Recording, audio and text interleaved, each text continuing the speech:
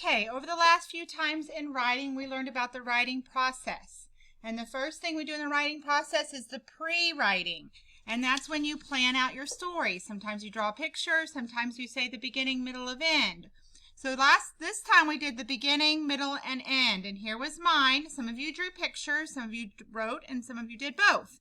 But remember, we don't put everything in our story planner. We just put to help us remember as we're writing. This is to help us remember what we're going to write.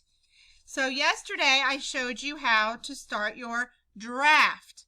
Drafting is what we do after our pre-writing. It's the second step in the writing process. And I wanted to help you with something that you need to know how to do to make your story to where people can read it.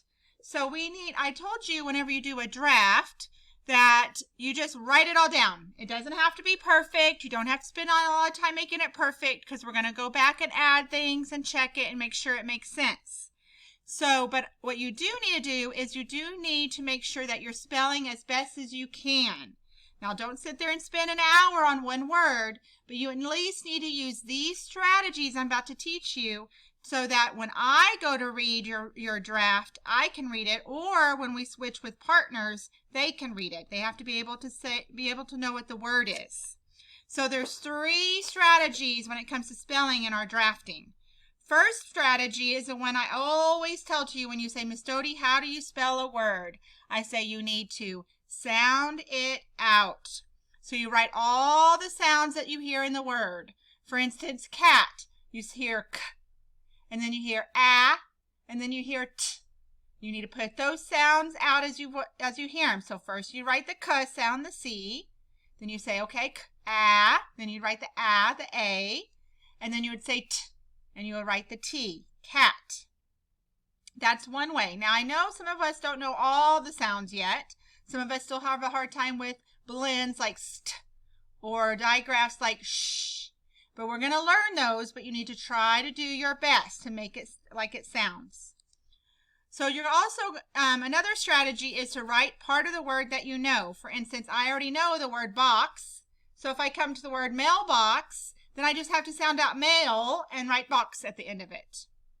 Or you could use a similar word that you already know to help you spell another word. For instance, if you know how to spell wood, a sight word, then you should be able to spell could.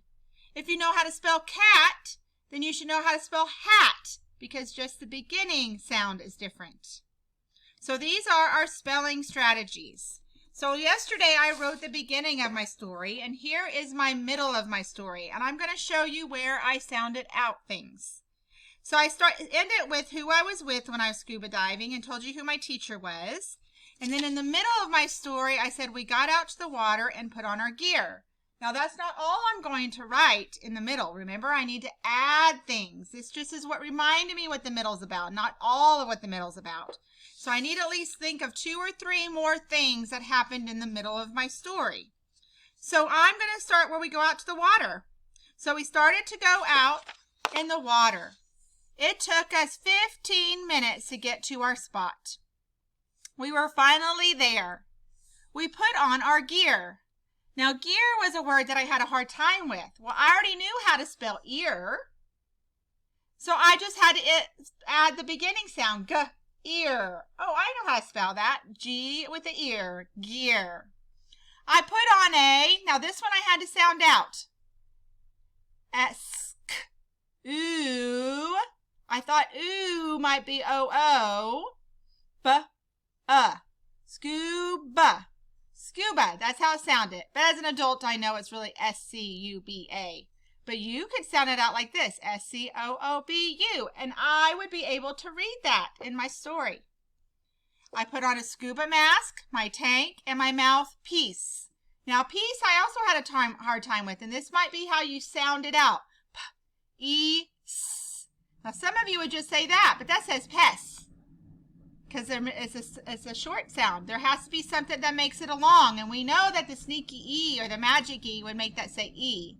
So I said peace. So if you wrote peace like this, even though it's not the correct spelling, that's all you got to do. You got to sound it out. So I know it's not pest, it's peace. And I would be able to read that. Then we got in the water and went down. So that is the middle of my story. I use the word ear to help me spell gear. I sounded out scuba and I sounded out peace. So that's what you need to do when you're writing your draft, is to spell the best you can using these 3 strategies.